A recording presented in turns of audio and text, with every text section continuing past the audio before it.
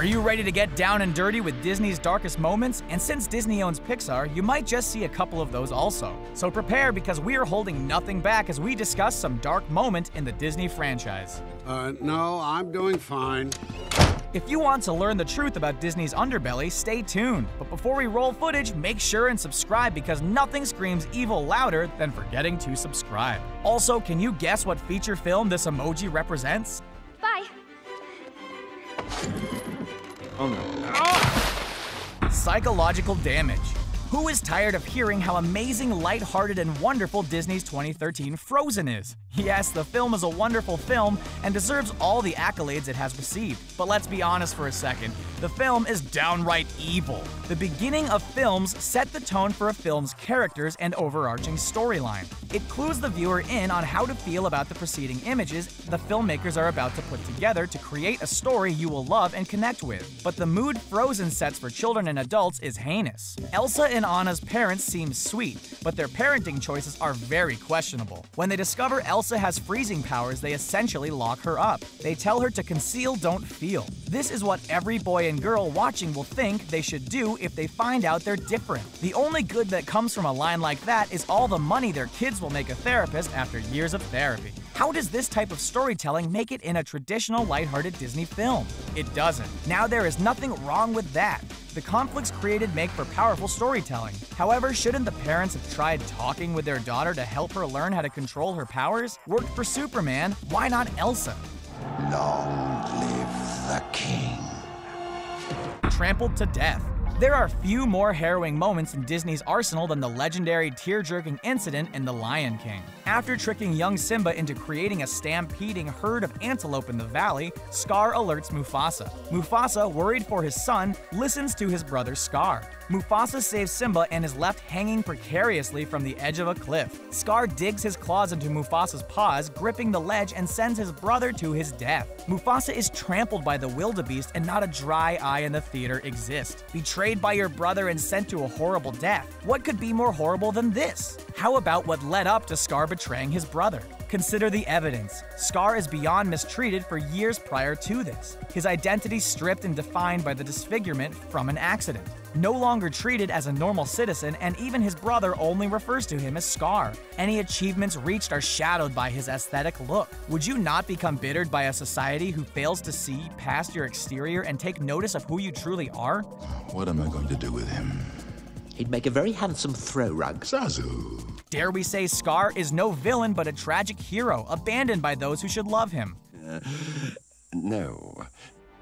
Devastating opening montage. The Pixar team are masterminds at habitually manipulating our emotions. Their psychological, innovative storytelling techniques delivered one of the filmmaker's most critically devastating opening montage in Up. The opening is a heart-wrenching roller coaster encapsulating the entire life spent between the main character Carl and his soulmate Ellie. The audience witnesses as the two grow happily old together. But then the Pixar team lays a crippling blow when Ellie passes and leaves us with a sadly stoic, widowed Carl. Viewers around the world filled theaters with a flood of tears and sobbing cries. The best part, or worst depending on how you see it, is this all happened within a few minutes of the film starting. Honestly though, we can't hold much of a grudge for their cruel use of storytelling magic, because there was no other way for a story like this to be told. As always though, you must put whatever your faith is in the Pixar team to always do us a solid with a great story. In the end of the film, the tragedy of Carl from the beginning is what makes his later joy and adventure in the movie so powerfully poignant. I'm going to school. School.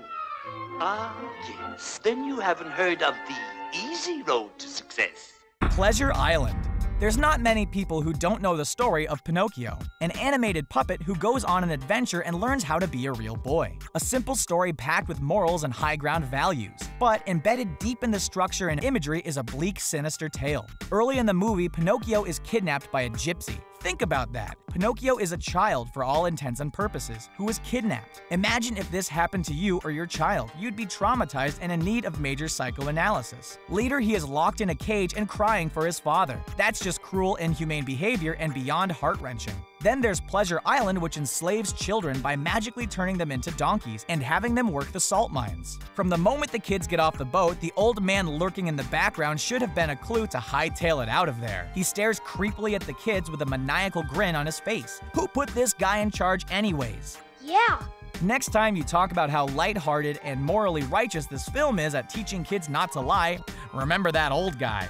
Go to full autopilot, take control of everything, and do not return to Earth. No hope for humanity. There is truly no better or worse viewpoint on the fate of humanity than how it is presented in Disney's 2008 WALL-E. Prior to its release, the Disney and Pixar team had created 8 films. These films were about adorable, hilarious, and talkative toys, monsters, fish, cars, rats, and superheroes. With the release of WALL-E, the team really took a chance with the subversive dystopian storyline. Not to mention the almost entirely silent first act surround a quirky little robot. No one knew if this was going to work or not. In the end, it received critical acclaim and earned more than $500 million in revenue worldwide. But it wasn't all roses for the team. There was backlash from how the film delivered messages regarding the belief of consumerism and the world's current environmental path. The story's premise is based up a futuristic world where humans had to leave Earth because of the insane amount of garbage which had piled up. But they didn't stop there. The humans continued their gluttonous ways by designing a fully automated world so all they have to do is sit, eat, and grow morbidly obese. Get the shotgun. In the long history of Disney's attempts to pull on the heartstrings of the world, there is no better example than their 1957 tale, Old Yeller. Yeah, we're bringing this one back. This year marks its 60th anniversary, and still to this day, everyone knows the film. Most of you viewers out there have never even seen this film, but we guarantee almost every single one of you know the ending. A story of a teenager who grows to love a stray golden dog. But if by chance you have never seen this film, we urge you to skip this section and watch it today. Spoiler alert. Old Yeller is a good-for-nothing mutt, taken in, loved, and nurtured by a young boy. We fall in love with the two and everything is perfect after Old Yeller saves the boy from a wolf attack. Unfortunately, the dog contracts rabies, and since this is a time period without readily available medicine, Yeller is put down. It's an unspoken rule in storytelling that you never intentionally harm or kill an animal, especially man's best friend. To be fair, Disney did have an important lesson for children and adults. Sooner or later, everything you love will come to an end. Dipped in toxic waste. Most Disney fans forget about a little-known film they made back in 1988 called Who Framed Roger Rabbit. There is also an entire section of Disneyland devoted to the characters and world created. It was even nominated for 7 Academy Awards and won 4 Oscars. A big factor is Disney does not market it as they do their other films. These days they are trying to steer clear of this type of publicity. It's hard enough to placate fans over a few frames of 2 guys dancing together in the new live-action Beauty and the Beast. Imagine trying to deal with the outlash from the giant cleavage, foul-mouthed characters, and devilish plots. I've been trying to make him quit, but he just won't listen to me.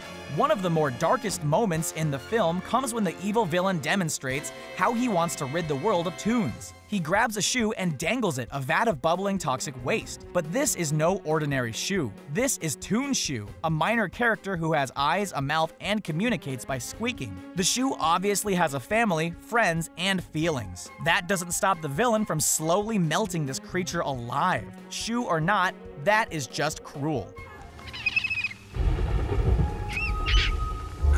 Well, what's this? Pecked to death. Parents and children around the world should have received a warning before watching Pixar's 1998 A Bug's Life. Yes, the film set new standards in computer animation, but set a new standard with one of the scariest Disney villain deaths we have ever seen.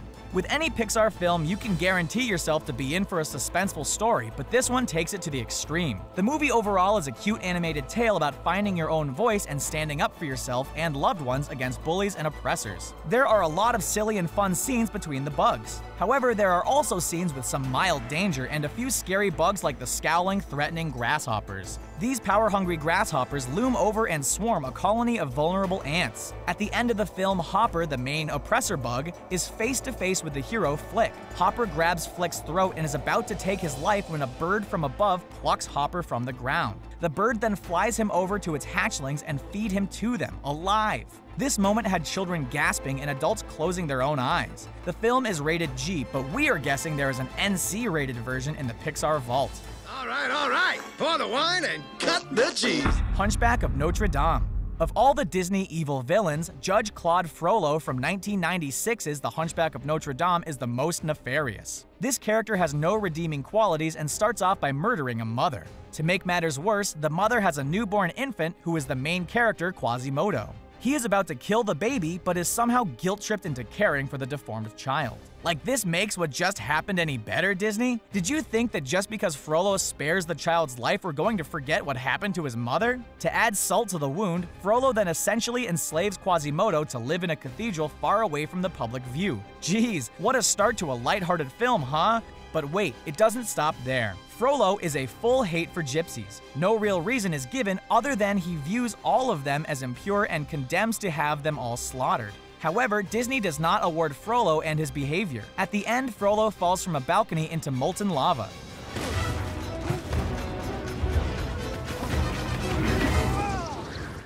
Moana.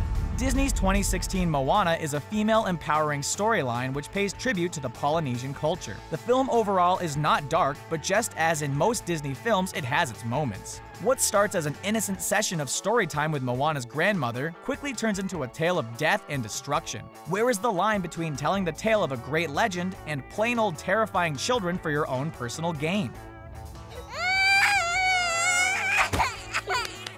She knows exactly what she is doing. These poor, sweet, innocent kids are going to grow up traumatized and paranoid.